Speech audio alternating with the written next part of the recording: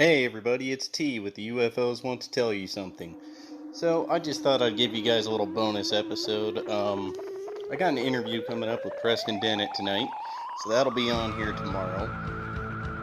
My first episode was kind of crappy, you had to sit through a whole regression without me breaking it down, although it is out there now, so I'm glad that the regression is more accessible to people who want to listen to it. I just thought I'd give you a bit of a bonus episode, so I'm going to go into why it's called the UFOs Want to Tell You Something.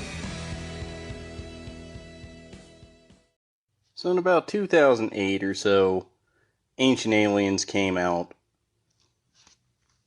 That really got me into ufology. I would watch that with my father. That was one of our pastimes, actually. Me and my dad, that brought us together. We would sit there and we would watch Ancient Aliens, discuss things, have a good time, father-son stuff. I really enjoyed that. And in 2009, 2010, I'm a little shaky on exactly when it happened. I had this weird dream where I flung out of bed straight up, ran to the window, looked outside, and I see, a tiny UFO in front of the front yard. It's got its lights blaring and everything, and I glance over to the walkway, and coming up the walkway is a faceless, big, black-eyed white person, really skinny. So I ran to the door, flung it open, and I kind of did like a tackle move. And next thing I know, everything goes black.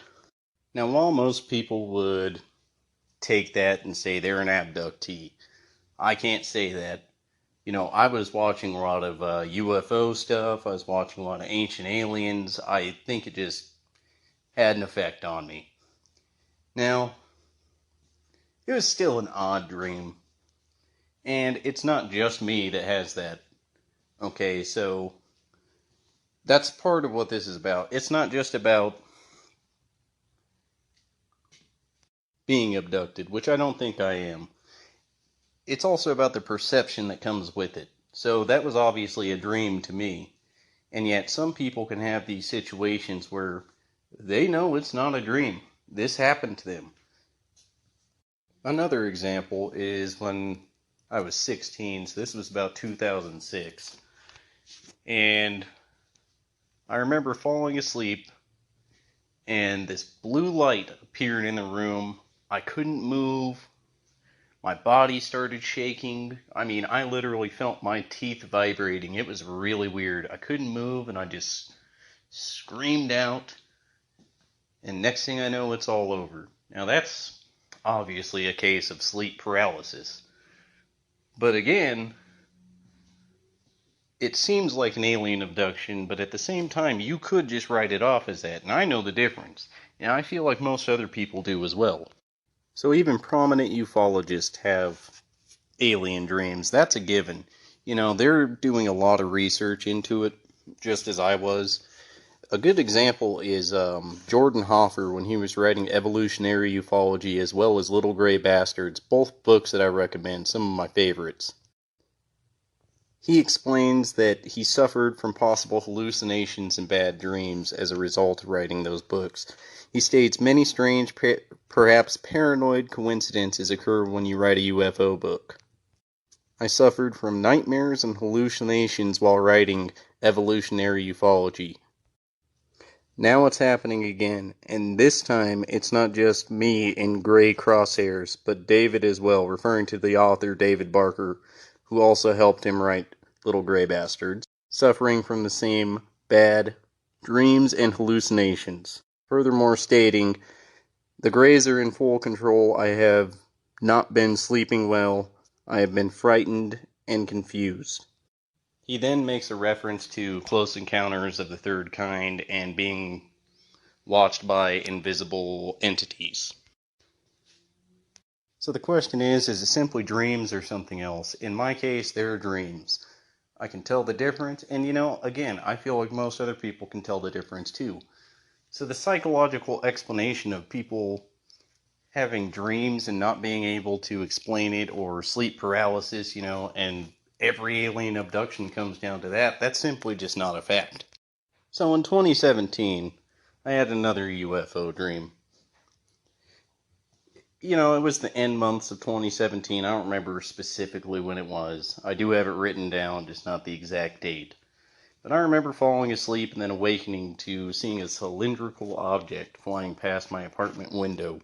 It was flashing blue lights on the front and yellow lights in the back. The UFO then turned slightly and started coming towards our apartment closer. Then I heard something akin to like radio chatter or like pilot speak, when they're in the plane. It was really weird. At this point, I noticed that the window was becoming distorted and growing outward. And then the ceiling disappeared just to see the UFO fly over us. After the whole dream took place, of course, I picked it apart and debunked it. That's kind of what you got to do in a situation like that. It obviously was a dream. There's no other way to say that actually happened. So, in my opinion, again, it's a dream. Yeah, a couple more details to it. I mean, we always kept our blinds closed, so it was a little odd that the blinds were open. And when I woke up, of course, they were still closed. And while I was having the dream of the chatter and stuff, I actually was cognitive and said, how odd that I'm hearing radio chatter. Now, this is all as I was dreaming. So again, back to the main point of this. People know whether they're dreaming or whether they're having an actual experience. I was able to tear this apart during my dream and then verify it in the morning. So I'm familiar with the subject of UFOs, which is why I can look at this and, some of the details are a little gray-white guy walking up to me, for example, coming up to my door, seeing a small UFO, or even seeing one fly over the house. I'm familiar with the subject. I always have to write it off. Even if I was punched in the face by an alien, I gotta write it off because I'm too familiar with it.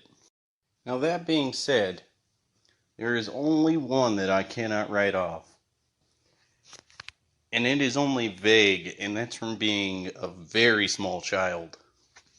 Now, throughout my life, I've always done this weird thing with my fingers where I put them together.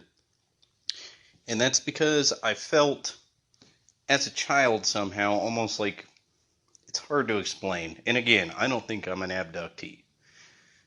But almost like I had a needle between them and felt it sliding towards me. And I could never replicate how small that needle was with my fingers. And I always did this weird thing where I put my fingers together and almost imagine that sensation all over again.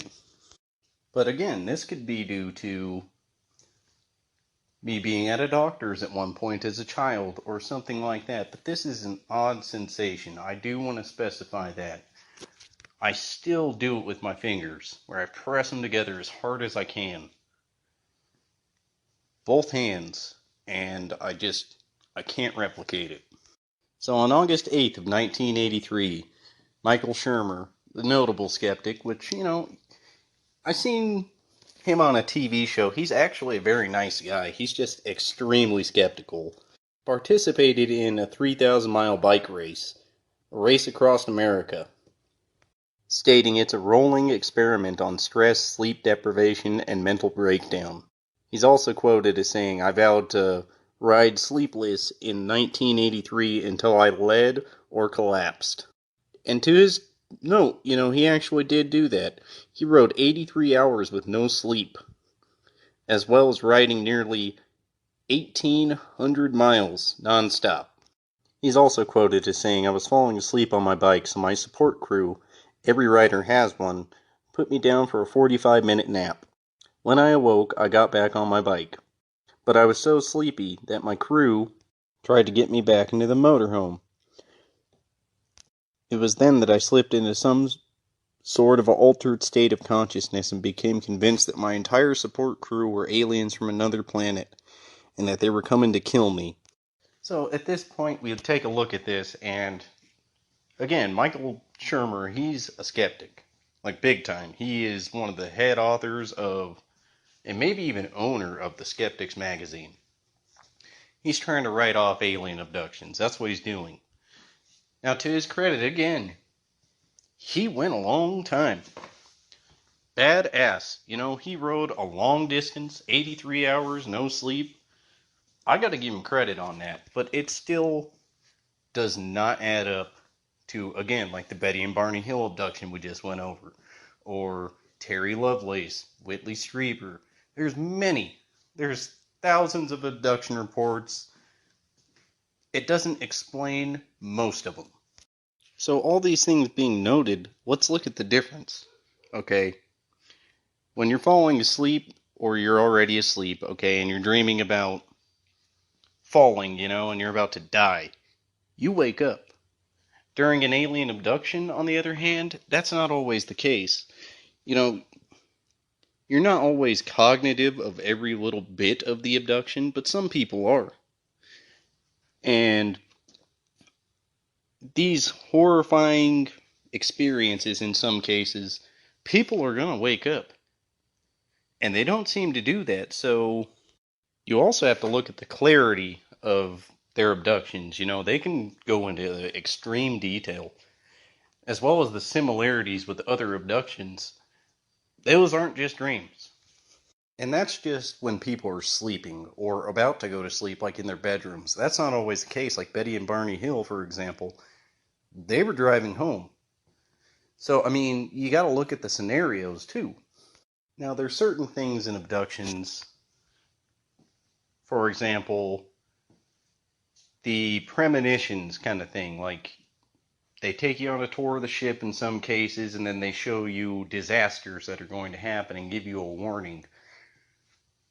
So this is a part that goes against the skeptics to a certain degree, because with pop culture, that's not often in the movies. They don't report, hey, here's a vision of your world blowing up, or a city being destroyed with dead bodies everywhere, as an example.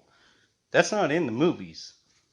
That's just what they're reporting from the abduction, so that's not a popular culture reference, which we're going to do an episode on that as well. So let's get into why it's called the UFOs Want to Tell You Something. So back in 2018, 2019, I was going to school, being auto tech. Nothing too impressive, it was just a certificate program, but I busted my ass at it. But at the same time, I was doing a lot of UFO research, and I was doing a lot of talking on the forums, debating people, having just normal conversations. I always listen to my podcast. It was a constant for me. It always has been. I'll be doing something, listening to a podcast, or doing something and have a little notebook with me and writing down notes. I've got a ton of notes. At least a couple hundred. And it's really weird, but I can't accumulate them and put them together. It's hard to do. Back on track. I started wanting to focus on school more, and I told myself, okay, in order to focus on school a little more, my grades were still pretty good, B's and C's. I wanted to make sure that I got super good at what I was doing. So I decided to back off the UFO research just for a little bit. And that's when all of a sudden the odd dream happened. So in the beginning of the dream, everything was black and white, like a 1950s sci-fi movie. It was really weird. There were two older women in the middle of the street, and one of the two I couldn't see very clearly or make out, but this was because my eye was on one in particular. She had her hair curled like a 1940s or 50s, like bouffant style, like Betty Hill as an example. She wore a dark coat with fur around the neck, and big black sunglasses. She then pointed to the street and approached me and said, "Did you see the UFOs?" This was followed by, "The UFOs want to tell you something." As I looked into the street, I saw a UFO barely hovering over the ground. It was bobbing side to side in a very sci-fi woo-woo UFO aspect. Now this went on for maybe 5 to 10 seconds. Doesn't seem like a lot, but over a dream time, it is quite a bit. My attention is then pulled to the horizon, and everything is back in color. It looked like there was a sunset, but there were dark clouds in the sky as well. Over the mountain, I saw 3 distinct red balls of light shoot up and go over the mountain. And this was in a triangular formation, so it was really weird. While all this was taking place, I had a clipboard and a pen in my hand, writing it down. I was documenting it, and I was excited. I was almost living this. Now, while all this is odd, that is why the UFOs want to tell you something. It was me telling myself not to stop my research because there's something about this that I can get a hold of. This was not a UFO experience, it was me telling myself that. Now, there's quite a few very odd aspects, as you can see in there, but again, that is why the UFOs want to tell you something. There's always something about the subject, you just gotta reach out there and grab a hold of it and make sense of it. There is one more odd dream that I forgot to mention. It is again around, I think about the 2010 mark. And I was asleep and I woke up and I see this ball of light in my closet, and it shoots toward me, and the ball of light's the face of the ball of light turns into a gray alien's face. Again, it's because of my familiarity with the subject. It was just a dream. But again, if I can tell these things, then most other people can as well. So they know if they're being abducted. Obviously, there's physical marks on them, like scoop marks and stuff like that in some cases. Things are a little different. So that's why the UFOs want to tell you something. Now, tonight I'm doing an interview with Preston Dennett, so that'll be on here later or tomorrow. Feel free to subscribe and like his stuff on Facebook and YouTube. Really notable author. Love his work. He wrote Onboard UFO Encounters, UFOs in the Drive-In, a lot of good stuff. I also want to give a shout out to the Ghoulies for the intro and outro music again. Like and subscribe them on Facebook and YouTube. And I do have a YouTube page up. I don't really got anything uploaded on it yet, but I'm going to have that interview with Preston Dennett on there, as well as put that on the podcast. And I did create a Facebook page, so feel free to check that out. It's The UFOs Want to Tell You Something. If you want to appear on the podcast, or just send me your stories and let me tell them, you can be anonymous if you'd like. Just shoot me an email at theufos@yahoo.com. No spaces, no capitals. It's theufos@yahoo.com. Feel free to spread the word, guys. I'm trying to make it out there and trying to get my work out. So I appreciate it. Keep on listening. Just remember, the UFOs want to tell you something, and keep on kicking it.